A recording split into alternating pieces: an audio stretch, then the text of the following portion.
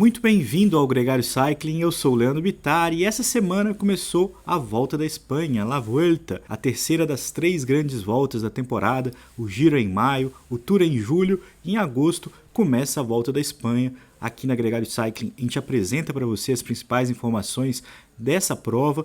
Se você ainda não ouviu, eu fiz um especial com o Renando Couto para falar da expectativa. Às segundas-feiras no Gregário Radio, essa vai ser a pauta principal com o Nicolas Sessler.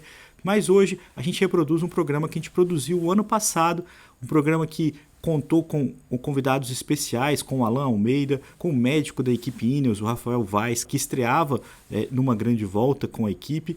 Mas o programa que você escuta agora é uma reunião de 4 entrevistas com os brasileiros que já correram a Volta da Espanha, o Cássio Paiva e o Mauro Ribeiro nos anos 90, o Luciano Pagliarini e o Murilo Fischer nos anos 2000. Aliás, a Volta à Espanha foi a última prova da carreira do Murilo Fischer, foi onde ele pendurou as sapatilhas. Então, esse é o nosso programa que vale a pena ouvir de novo, os brasileiros na Volta à Espanha. Se liga.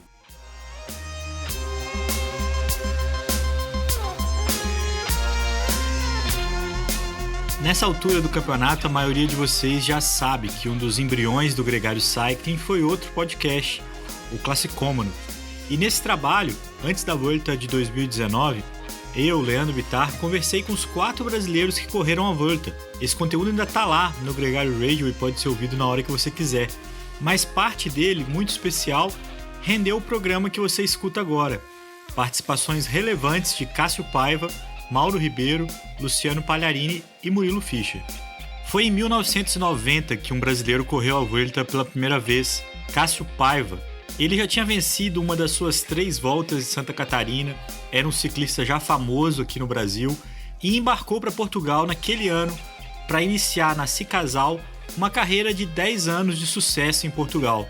O que ele não esperava era que o primeiro grande desafio dele seria uma grande volta, a Volta da Espanha. Na realidade, eu acho que eu cheguei um pouco imaturo no ciclismo profissional, né? Eu corria no Brasil, fui para lá em 90 e logo no primeiro ano que eu já fui, me colocaram para fazer logo uma Volta à Espanha. Foi um pouco prematuro porque eu não tinha talvez tanta resistência para aguentar tantos dias de corrida, né? Foi uma volta muito dura em 90. Eu até andei na volta, estava andando bem. Mas eu acho que faltou um pouco mais de posicionamento em certas partes da corrida, faltou ter um pouco mais de vivência no profissional para aguentar uma corrida de 21 dias, né? Naquela edição, o Cássio Paiva ficou na 95ª colocação na classificação geral, 2 horas e 12 minutos atrás do Marco Giovanetti, o grande campeão daquela edição.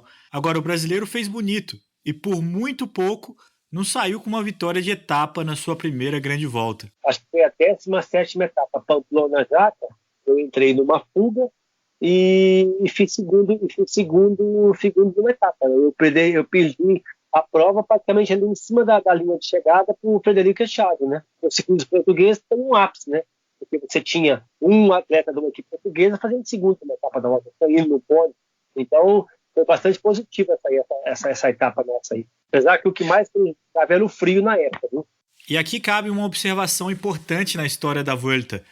Antigamente a prova era disputada em abril, comecinho de maio, uma época que fazia muito frio, uma temperatura, um clima muito mais parecido com o Giro de Itália dos dias de hoje do que com essa Volta que a gente vai ver a partir desse sábado, com um sol para cada um. O Cássio ainda correu e completou 2 edições da Volta, em 91 e 1994. Em 94 ele já era um cara muito mais experiente, já tinha vencido a Volta de Portugal, corria para uma outra equipe, a Boa Vista, e saiu da prova com muitos elogios pela sua participação. Como eu já tinha me afirmado, mostrado o meu valor e também estar dentro de uma formação que já era uma equipe que era o Recer Boa Vista, né? A corrida foi super disputada. A gente perdia um pouco para esse pessoal de fora por causa da estrutura. O que nos faltava era ritmo de competição, porque enquanto que o pessoal corria com um ritmo totalmente diferente da gente, um ritmo mais forte, a gente chegava um pouco atrasado nesse ponto para alinhar numa Volta à Espanha. Mas foi super positivo. Teve etapas lá, por exemplo, que eu andei muito bem na etapa e fui elogiado, né, por algumas equipes, né? E até me lembro que numa chegada ao Lagos de Covadonga, aparece eu na ponta do pelotão, pondo passo para um colega meu que também queria fazer uma boa corrida, impondo ritmo na subida. Então as pessoas lembram disso até hoje, né? Eu coloquei um passo muito forte antes da chegada ao Lago de Covadonga e isso aí ficou marcado na corrida, né? Essa exibição do Cássio Freitas em Lagos de Covadonga, que vai estar no percurso agora desse ano, tá no YouTube, dá para ver claramente o brasileiro puxando o ritmo do grupo e chamando a atenção. Esse feito valeu a ele alguns convites para sair de Portugal e correr nas principais equipes dos outros centros da Europa. E realmente houve convites, né, para até talvez sair do ciclismo português e passar para o ciclismo espanhol, mas aí eu coloquei muito na balança, né? Então hoje em Portugal eu sou uma pessoa conhecida, querida por todo mundo, tenho um bom ordenado, eu ir para um país estranho, valeria a pena arriscar? Eu já era um ídolo em Portugal, né? Poderia ter ido, com certeza, fui convidado. Talvez uma das fases da minha carreira como profissional de não ter ido, eu devia ter experimentado, porque eu só ia ganhar com mais maturidade, com mais experiência, e se não der certo, de certeza que as portas estariam abertas para me retornar para o ciclismo português, né? Mas agora já passou, não adianta relembrar o que já passou, né? De fato, essa é uma resposta que a gente nunca mais vai ter. Agora, o Cássio Paiva correu em 1991 e junto com ele correu um outro brasileiro, Mauro Ribeiro. E quando você escuta Mauro Ribeiro em 1991, você se lembra rapidamente daquele grande feito comemorado 30 anos da vitória dele no Tour de France.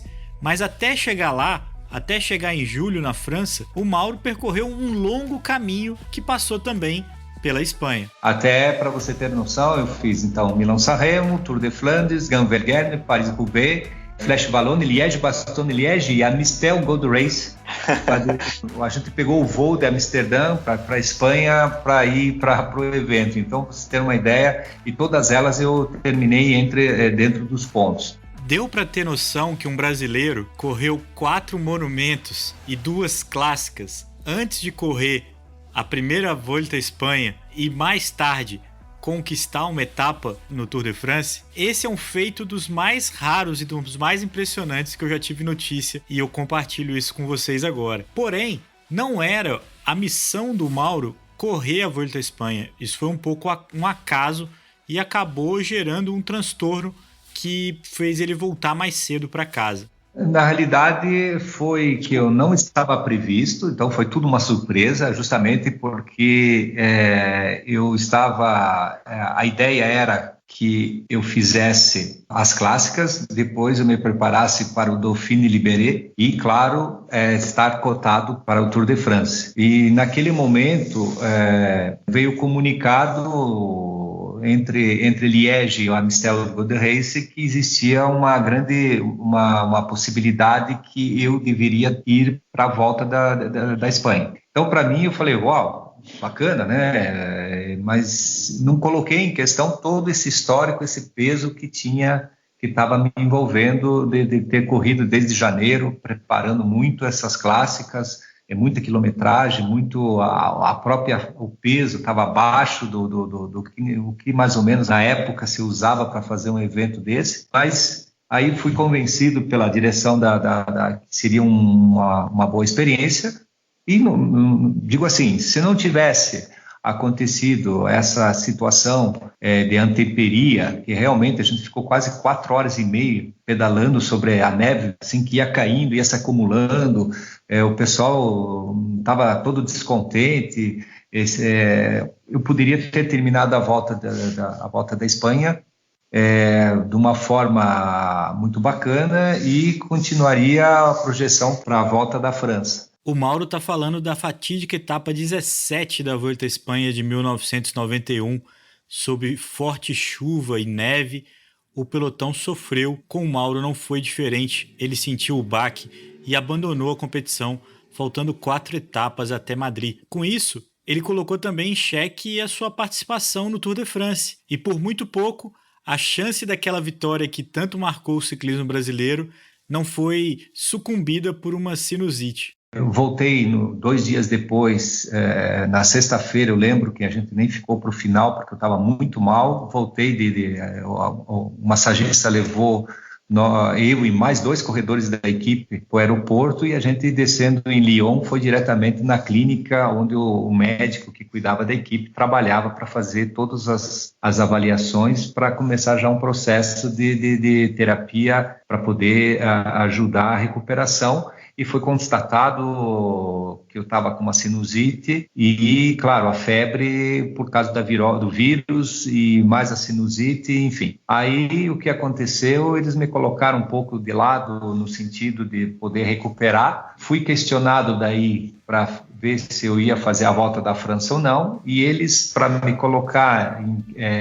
vamos dizer assim, em avaliação, eu fiz o Midi Libre e a Ruta do Sul, que hoje é uma coisa só, é o Midi Libre que eles chamam. E eu tive a felicidade de fazer esses 2 eventos muito bem. Ganhei uma etapa, terminei em 6º no geral a Ruta do Sul, e isso me colocou candidato para o Tour de France, onde foi confirmado daí no campeonato francês, que é onde eles dizem que a equipe ela é anunciada uma semana antes do Tour. Eu já sabia, mas oficialmente foi colocado nessa data, e eu fiz o Tour de France, que daí eu tive o resultado, a felicidade de vencer uma etapa, fazer um terceiro numa outra etapa, terminar entre os 50 melhores da Volta da França, e depois ainda, no final da temporada, terminar no pódio de uma das clássicas, semiclássicas, que hoje é uma clássica na Bretanha. Eu não consigo parar de pensar no que foi essa temporada de 1991 para o Mauro Ribeiro. Prometo que esse assunto volta aqui ao Gregário um dia. Agora, 10 anos depois, um outro brasileiro estreou na Grande Volta, na Vuelta à Espanha, e também não conseguiu chegar ao final. O nosso velocista Luciano Pagliarini, que depois correu o Giro e também correu o Tour de France, esteve na Espanha e entrou de gaiato numa gelada, correndo com alguns dos melhores ciclistas do mundo. Eu na Espanha tive muitas coisas legais, eu tive muitas oportunidades, tive várias vitórias na Espanha, porém com a Vuelta eu tive somente uma história. Eu corri uma Vuelta só em 2001, foi meu primeiro ano de profissional, foi um ano assim bastante marcante para mim. Os caras confiaram nisso já e me assustaram um pouco. Acho que os caras falaram, não tem mais ninguém para mandar, vamos mandar o jovem aí. Na verdade não, eu acho que eles tinham uma expectativa grande de construção realmente com o Pagliarini, que tinha 21, 22 anos nessa época. Foi um ano bastante especial para mim. Eu comecei o ano com uma dificuldade muito grande por ter quebrado a clavícula aqui no Brasil. Então as provas que eu estava determinado a fazer no começo da temporada como iniciante no mundo profissional, eu acabei saltando essas provas. O começo de temporada foi muito difícil. E aí no final, vindo para a Vuelta, eu tinha feito alguns resultados interessantes em Dunkerque, na Bélgica, na Polônia, algumas corridas na Itália, corridas nos Estados Unidos, e aí os caras confiaram ao ponto de falar, vamos levar esse cara junto, e assim foi, muito jovem, porém foi realmente uma volta muito dura. A gente foi aquela época da equipe Once no auge da Once, a Kelme no auge da Kelme, a US Postal entrando de sola com aquele tal do Armstrong que voava e a galera dele voava tudo. Então, assim, foi um ano bastante incrível, cara. Médias altíssimas, etapas muito duras e realmente foi muito interessante, sabe? Eu tive a oportunidade de abandonar a Vuelta junto com o Marco Pantani. Que tal uma cerveja Gregário depois deste podcast? Visite o e-commerce da cervejaria Tarantino e garanta a sua! Luciano Pagliarini abandonou na 11ª etapa, um dia com 6 montanhas categorizadas, o final delas em Andorra, numa subida hors categoria. Além dele e do Marco Pantani, outros 10 ciclistas abandonaram nesse dia, nomes conhecidos como Paulo Savoldelli e Leif Host. A Vuelta vinha surrando a gente demais já nesses dias anteriores. Eu senti demais a pressão das velocidades altas, das médias muito fortes. Os trechos também que a gente passou aquele ano eram trechos muito difíceis, boas montanhas. E o Pantani, cara, me chamou bastante atenção. Teve uma etapa que ele levou no plano lá, coisa de 28, 29 minutos. E aí, no dia que eu acabei abandonando a Vuelta, que eu vinha com uma crise já tinha tido febre uns 2 dias antes, você vai ficando muito perto do seu limite e acaba perdendo a oportunidade da saúde te ajudar.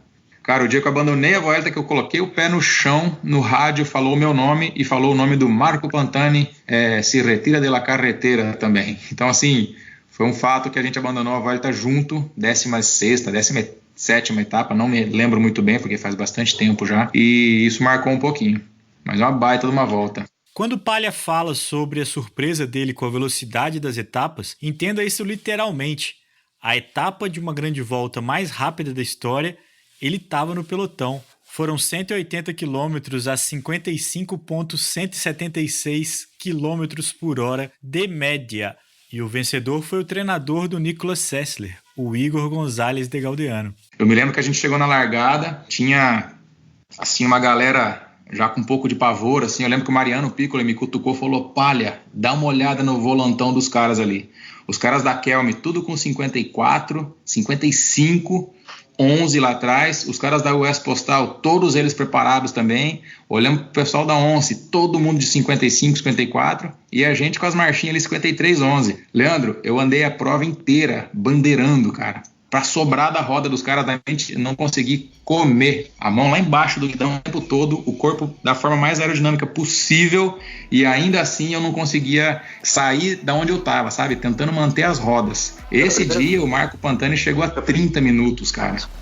O quarto brasileiro a correr a Vuelta foi o Murilo Fischer. Ele colocou seu nome na história do ciclismo e também colocou a Vuelta na sua própria história. Depois de 2 abandonos por queda, ele conquistou a façanha de se tornar o único brasileiro a completar as 3 grandes voltas. 2011 foi minha primeira participação, eu estava na Garmin, tudo correndo bem, tudo certo, até foi eu não completei, em 2011 não completei, sofri um acidente, era uma etapa muito dura, e a gente acabou ficando num grupetinho lá atrás e tal, aquele negócio, o pessoal não muito habilidoso na descida. Eu até lembro, assim, o Quincy Atton, um grande amigo meu, que depois, que já tinha sido companheiro na Liquigas e tal, eu falei: Quincy, vamos descer agora essa última, faltando assim uns 5 km, vamos descer essa última serrinha aqui na frente, porque o pessoal tá meio braço duro aí. Então eu e ele fomos na frente e tal, e numa curva, no meio de um bosque, assim, tinha essa curva para a direita com umas raízes. Então eu entrei muito rápido, perdi a aderência na curva, escorreguei e bati de frente com uma árvore. Foi bastante... O impacto foi bem forte. Eu quebrei um dedo, tive uma pancada muito forte na barriga, que eu bati seco na árvore, abracei a árvore, literalmente. Fiquei um pouco desacordado, voltei, o pessoal que estava no grupeto comigo viu que era bastante grave, pararam para me ajudar, inclusive o Quincy. Voltei e tal, terminei a etapa arrebentado, aí o médico não me liberou, lógico, não me liberou para competir. Então essa foi a primeira Vuelta. Voltei em 2014 com a Française des Jeux, já estava com eles. Ali também, esse foi um tombo realmente bobo, bati numa roda, bati na roda da frente, perdi o equilíbrio, caí sentado, bati o cóccix no chão. Aí quem já sofreu um tombo desse, bateu a bunda no chão, sabe o quanto é dolorido, né? Não acordei no dia seguinte, não conseguia caminhar. Mais uma vez, não completei o meu terceiro Grand Tour. Então, 2015 foi tudo certo, a equipe andou bem, estava com uma equipe bacana, já com a Française des Jeux. Aí foi que eu completei a trinca, né? No ano seguinte, o Murilo Fischer entrou para a história novamente, mas foi nos Jogos Olímpicos, onde ele participou pela 5ª vez, sem nunca ter abandonado a prova. Mas logo em seguida, ele voltou novamente para a Volta à Espanha, onde ele deu as últimas pedaladas antes de pendurar as sapatilhas. Quando eu assinei em 2015 com a equipe, com a Française des Jeux, falei: meu objetivo se vocês concordarem, lógico, é correr na Olimpíada do Rio e terminar minha carreira na Olimpíada do Rio. Falei: não, beleza, não tem problema, depois a gente conversa, terminou a Olimpíada, tu vem aqui com a gente, né, dá uma força e tal. Falei: beleza, não tem problema. Só que terminou a Olimpíada, o ciclista é assim, né, ciclista treinei tanto, vou parar agora, E como eu falei antes, eu gostava de correr a Vuelta. Os espanhóis são legais, a atmosfera é boa, o clima é legal, a estrutura da equipe era sensacional. Eu falei: queria ir para a volta, tem espaço? Na época eu já era meio que o capitão da equipe no pelotão. Eu falei: não, tem, vamos lá e tal. Só que a parte psicológica não colaborou, né? Parece que foi meio que uma programação, assim. Falei, vou só até no Rio, mas não estava conectado a cabeça com o corpo, né? A cabeça queria o corpo queria a cabeça, estava... Fui para a Vuelta, realmente ali foi uma triste, impressionante, uma coisa que eu não consigo assim explicar. Abandonei a corrida na 5ª etapa, andando a 30 por hora, senti falei, não consigo mais, parei, os caras, o que aconteceu? Como assim? 30 por hora a gente anda, né, aqui na ciclofaixa. O que aconteceu? Então eu falei, não dá mais. Não tenta, falei, não dá mais, acabou. Aí começou, aí terminou a Volta da Espanha, terminou pra mim a Volta da Espanha, voltei pra casa, ali foi o ponto final.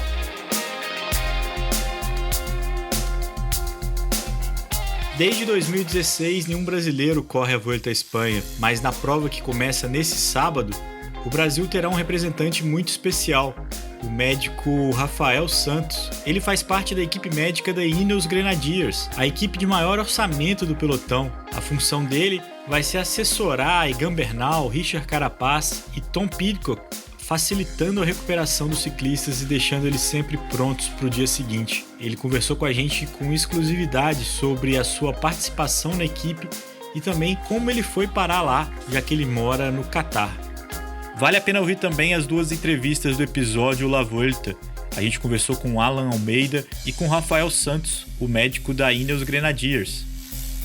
Eu espero que você tenha curtido esse episódio diferente e lembre que as entrevistas completas com esses 4 ciclistas estão no Gregário Radio, no outro podcast do Grupo Gregário.